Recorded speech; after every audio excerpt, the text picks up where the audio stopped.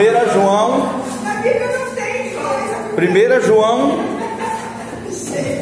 1,7, tá? 1 João 1,7. Nós estamos vendo sobre os princípios básicos no processo de cura interior. Eu vou recapitular os 4 princípios que nós já falamos, tá bom? E nós estamos baseados nesse texto da palavra de Deus, 1 João 1,7 e 1,9. A Bíblia diz: mas se andarmos na luz, como Ele na luz está, temos comunhão uns com os outros, e o sangue de Jesus, seu Filho, nos purifica de todo o pecado. Vamos falar junto? Se andarmos na luz, como Ele na luz está, temos comunhão uns com os outros, e o sangue de Jesus Cristo, seu Filho, nos purifica de todo o pecado. Agora observe o versículo 9: se confessarmos os nossos pecados, Ele é fiel e justo para nos perdoar os pecados e nos purificar de toda injustiça. Aqui se referindo, é claro, a pecado, iniquidades, maldições, né, que nos perseguem através de pecados e iniquidades que nós estamos falando aqui. Como é que nós podemos ser curados interiormente? O que diz esse texto? Primeiro, nós precisamos externar aquilo que está lá dentro de nós, a nossa dor, a nossa aflição, as nossas mazelas, os nossos traumas, os nossos pecados. Gente, uma confissão, a confissão tem um poder extraordinário de purificação, de perdão de pecados e de transformação de vidas, libertação, exatamente. Então, um dos segredos da libertação é a confissão.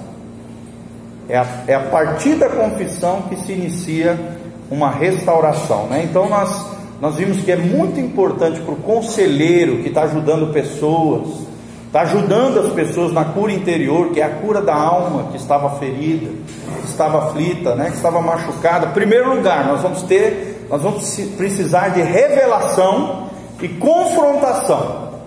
Nós vamos precisar, através do aconselhamento pastoral, inteligente, como nós estamos vendo, que o Espírito Santo nos revele as causas de maldição, né? O que está causando aquele comportamento anormal na vida da pessoa, aquela dificuldade, aquela luta, aquele problema. Nós precisamos de uma revelação, fazendo perguntas inteligentes, fazendo um mapeamento espiritual, né? Conduzindo a pessoa a um caminho onde ela vai colocar para fora as suas feridas, e Jesus vai caminhar com ela nas feridas, e vai, através dessa confissão, dessa responsabilização, todos esses princípios aqui, ela vai ser, pela graça de Deus, curada em nome de Jesus. Então, revelação, confrontação. Confrontação com o que, gente? Com a verdade, com a palavra. É o primeiro princípio: revelação e confrontação. Você não pode passar a mão na cabeça. Você não pode dizer, vai ser assim por causa daquilo. Não, você tem que fazer isso aqui, que confrontar a pessoa com a verdade da palavra de Deus. O segundo princípio que nós aprendemos é a confissão da culpa e da vergonha. Ou seja, fazer a pessoa, né, levar a pessoa à confissão daquilo que ela está sofrendo, a dor, a culpa, a vergonha, o fato do passado. Nós aprendemos que a principal evidência de uma pessoa curada é a capacidade de, depois de vencer isso, falar a sua história já com bom humor, né? E entender que o caminho para a cura não é se proteger, mas se expor e tirar as mordaças emocionais, ok? Confissão da culpa e da vergonha. Terceiro princípio, é só uma breve recapitulação aqui: perdoar incondicionalmente as injustiças e rejeições sofridas. Gente, a chave da cura interior está nesse princípio aqui: é o perdão. Sem perdão não existe cura interior. Não existe, gente. Você vai ver que o momento, o ápice, o apogeu da cura interior, do aconselhamento bíblico, é quando a pessoa libera perdão para aquela pessoa que agiu com ofensa, com injustiça, que causou, né, o trauma, a ferida na alma. Esse é o princípio central da cura interior, é o perdão incondicional, ou seja, não depende do outro mudar, depende do meu coração mudar com relação àquela pessoa. Vocês estão entendendo? Perdoar incondicionalmente injustiças e rejeições sofridas. E é aqui que Jesus caminha conosco, nas nossas feridas, e Ele vai sarando o nosso coração ferido em nome de Jesus. Amém? Quarto princípio muito importante que nós vimos na aula passada: assumir a responsabilidade pelas escolhas erradas que foram feitas em função desses traumas. Como eu falei para vocês, geralmente as pessoas têm tendência a se justificar por aquilo que aconteceu com elas. Gente, para Deus não existe isso. Claro que a gente pode até ter compaixão da pessoa por aquilo que aconteceu na sua história, a gente pode compreender aquele comportamento que ela teve, aquilo que ela está vivenciando pela sua história. Nós temos que ter essa compreensão, mas nós temos que levar a pessoa a ser responsável por aquelas coisas que estão acontecendo com ela. Amém? Mais importante do que aquilo que fizeram com você, presta atenção no que eu vou falar, é aquilo que você está fazendo com aquilo que fizeram com você.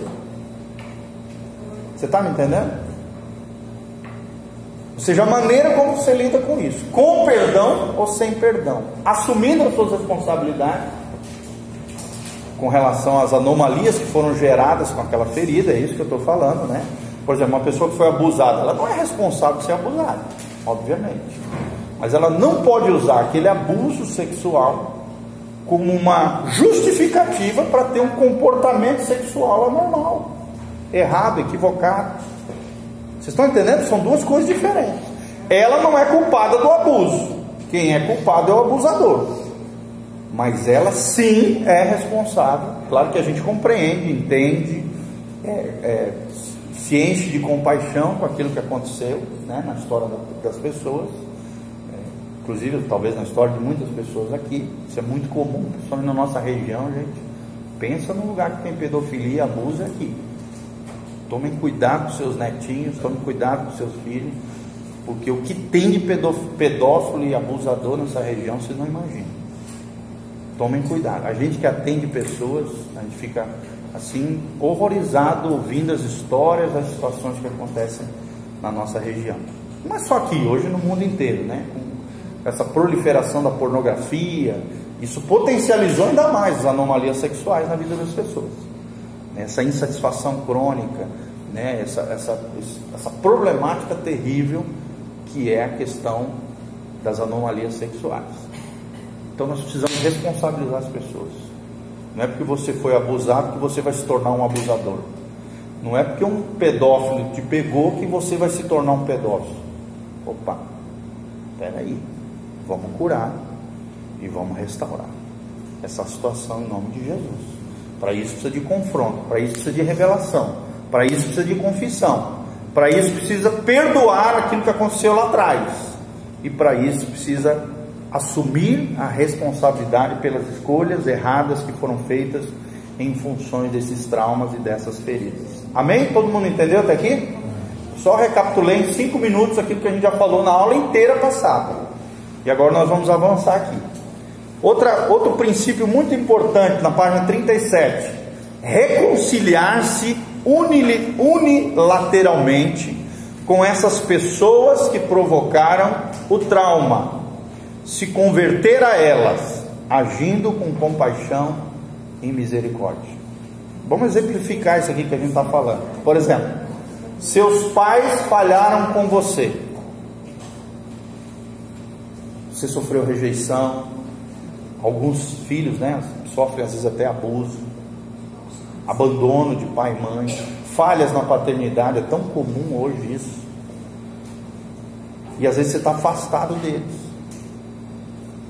Além de revelação, confrontação, além da confissão da culpa, da vergonha, daquilo que aconteceu no passado, além de perdoar essa pessoa incondicionalmente e assumir a responsabilidade pelo caos que foi gerado por causa daquela ferida, gente, nós precisamos reconciliar com aquela pessoa que às vezes você está brigado, Você está me entendendo, gente? A restauração de relacionamentos, quando é possível, tá, gente? Às vezes a pessoa morreu, aí não tem como. Às vezes a pessoa, você foi lá, tentou reconciliar, mas a pessoa não quer ter relação com você. Você fez a tua parte, você construiu uma ponte de amor, de reconciliação, de restauração. Entendeu? Mas dentro do possível, gente, nós precisamos entender que Deus é um Deus relacional. A base do coração de Deus é restauração de relacionamentos. Amém? É igual um problema de casamento. O desejo de Deus não é o divórcio. O divórcio é o último dispositivo. Quando uma situação já está crônica, perdida, um abandonou, foi lá morar com outra pessoa, aí entra o divórcio como último dispositivo, quando a restauração não é possível. Mas o que Deus sempre quer, gente, é a restauração, é a reconciliação unilateral. O que é unilateral que está falando aqui? O que depender de você. Se lembra do que Paulo fala lá em Romanos 12? No que depender de vós, tende paz com todos os homens. Paulo, em outras palavras, está dizendo: faça todo o possível para reconciliar com as pessoas, para ter harmonia, para ter paz com as pessoas. Tudo o que for possível quanto a você. O que cabe a outra pessoa, você não tem como entrar no corpo dela e fazer. Deus não te responsabiliza disso. Amém? Vocês estão entendendo, gente? Quando eu falo restauração, não é? Deus não está exigindo que você seja melhor amigo daquela pessoa, aquela tua antiga melhor amiga que te traiu, que te feriu e tal. Não. Deus está te obrigando a perdoá-la. Deus está... se aquilo gerou uma ferida, que gerou anomalia no teu comportamento, você assumir essa responsabilidade e mudar esses comportamentos equivocados e reconciliar, não no sentido dela voltar a ser melhor amiga. Deus não te obriga a isso, mas de ter um relacionamento educado, equilibrado, saudável com aquela pessoa, quando possível, quanto depender de você.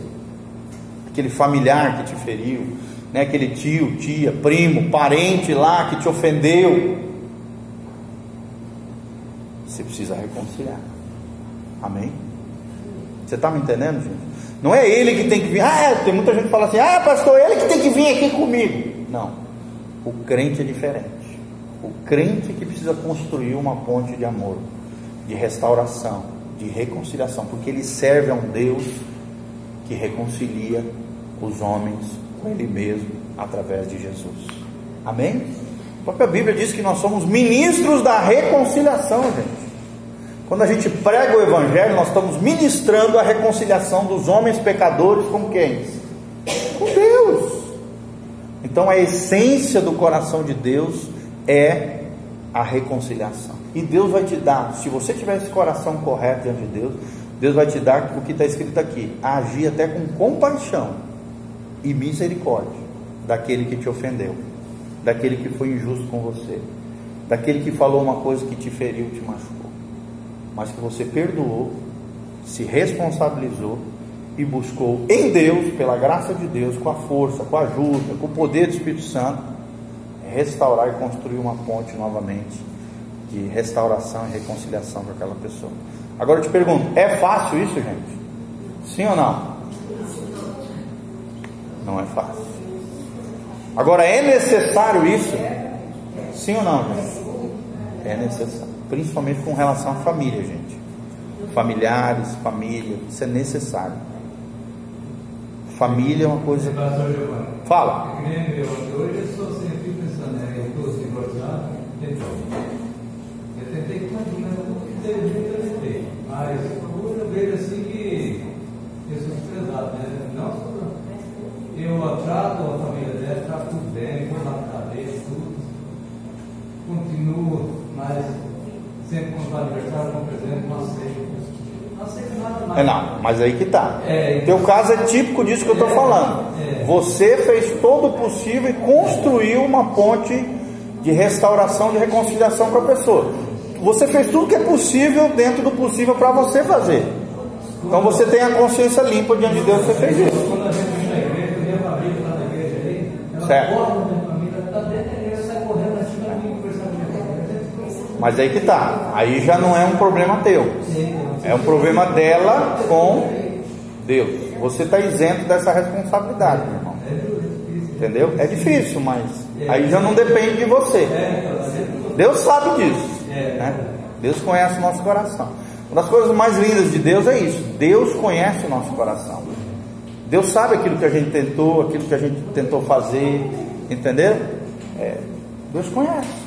Então faça todo o possível dentro do possível. O impossível entrega na mão de Deus. Acabou. Você fez aquilo que você deveria fazer. Tanto é, gente, que às vezes a gente vai reconciliar com alguém, aquela pessoa não aceita, né? Ela não quer te pedir perdão, ela que te feriu, tu tem que ir lá ainda restaurar aquela relação com a pessoa, né?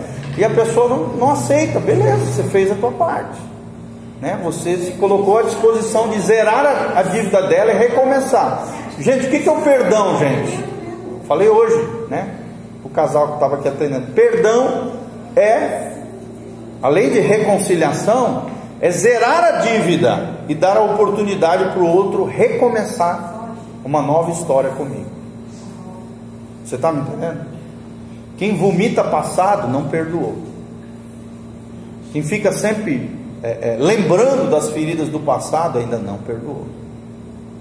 Quem fica tendo comportamentos anormais, se justificando com as feridas que me fizeram no passado, ainda não perdoou, não se responsabilizou, e muito menos vai se reconciliar com a pessoa. Vocês estão me entendendo? É um processo: revelação, confrontação, confissão de culpa e vergonha, perdoar incondicionalmente injustiças e rejeições sofridas, assumir a responsabilidade de escolhas erradas, reconciliar-se unilateralmente, ou seja, do que depender de mim. Não depende do outro, depende de mim. Amém? Unilateralmente com essas pessoas que provocaram trauma, ferida, mazela na tua alma, se convertendo a elas, né? Por exemplo, às vezes os teus pais erraram. Entra lá, aquele trecho de Malaquias 4:6. Deus nos últimos dias converteria o coração dos pais aos filhos. Mas se não for possível converter o coração dos pais aos filhos, a Bíblia continua dizendo, e o coração dos filhos aos pais. Quer dizer, o que seria o correto, gente? Era um pai se quebrantar, pedir perdão para os filhos, se ele errou quanto à paternidade. Só que às vezes os pais não têm entendimento, não conhecem a Bíblia, não estão nem aí, acham que isso é normal, que os pais dele foram assim, pá. Então o que tem que acontecer? Os filhos se converterem ao coração dos pais. Vocês estão entendendo, gente? É isso que nós estamos falando. Se não for possível os pais aos filhos, os filhos pelo menos que são crentes, que compreenderam, que perdoaram, foram responsabilizados, estão dispostos a reconciliar, vão retornar aos pais. Exatamente, porque às vezes o pai e a mãe não têm entendimento, mas o filho tem. Então Deus está contando com os filhos. Amém? Beleza? E o último princípio aqui: confessar intercessoriamente os pecados e injustiças com os quais as pessoas nos feriram, né? Confessar de maneira intercessória os pecados e injustiças com os quais as pessoas nos feriram.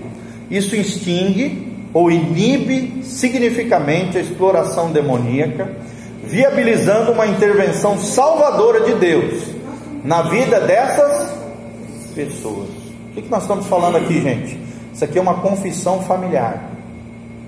Os pais, os antepassados erraram. Às vezes até o antepassado já morreu, mas você está vendo que o reflexo dos pecados dos antepassados ainda está atingindo a tua vida, a tua família, né? De alguma maneira está afetando a tua vida.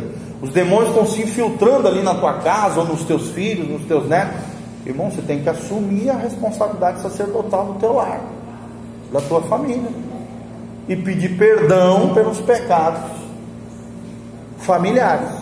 É isso que nós estamos falando aqui. Amém?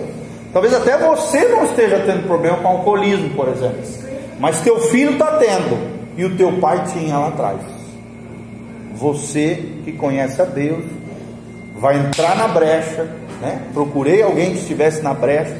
Você vai entrar na brecha e vai de maneira intercessória, através da oração, da batalha espiritual, você vai orar pelo seu filho, pedindo perdão pelos pecados dos seus pais. Vocês estão entendendo, gente? Mas é todo dia? Não, é uma vez só.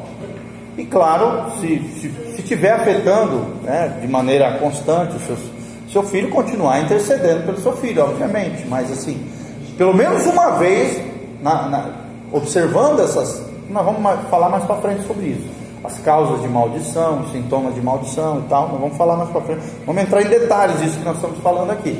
Aí, claro, se você vê que ainda está afetando os teus filhos, você pode, de maneira intercessória, em favor do teu filho, continuar orando. Mas a confissão, pelo menos uma vez na vida, na história, tem que ser feita. Assumir essa responsabilidade familiar e entrar na brecha em favor da sua família. Vocês estão entendendo, gente? Não precisa toda hora fazer isso. Sim, orar pelos teus filhos, mas pelo menos uma vez fazer essa oração sacerdotal, intercessória, né? Confessando intercessoriamente os pecados e injustiças com as quais as pessoas nos feriram, se referindo aqui a parentes, tá? Familiares e tal, principalmente pai, mãe, avó e bisavô e bisavó. Os filhos podem fazer pelos pais, é isso que está falando aqui, entendeu? Claro que os pais sobre os filhos, a repercussão é maior, porque além da oração intercessória, existe a cobertura paternal e maternal, que amplia ainda mais, potencializa ainda mais essa oração. Mas se os pais não tiverem entendimento, o filho pode fazer, que ele vai entrar na brecha, ele vai batalhar. Isso, exatamente, ele vai entrar na brecha, ok? Discernindo a natureza da nossa batalha e não lutando contra carne e sangue, que é o que combatemos, é dessa maneira que combatemos o bom combate. Todo mundo está entendendo isso aqui? Isso aqui quando necessário, tá, gente? Eu não preciso confessar uma coisa que eu não vejo um reflexo dentro da minha família, não estou tendo problema nenhum disso, né? Não precisa. Mas se eu observar algum sintoma de maldição, algumas coisas que estejam afetando a minha vida ou a minha linhagem, eu preciso, sabendo da história da minha família, eu preciso me posicionar de maneira intercessória no mundo espiritual. Entenderam? Não, mas vamos supor uma pessoa é idólatra, na família é idólatra e alcoólatra. E eu já fui convidada a fazer essa oração. Certo. Pedindo perdão. Sim. Mas você vê que a pessoa continua idólatra e alcoólatra. Tá. Isso é normal. Por quê? Porque cabe a ela modificar aquele comportamento. Tá? Nós temos que entender que cada pecado é de responsabilidade pessoal e intransferível, mas a colheita é coletiva.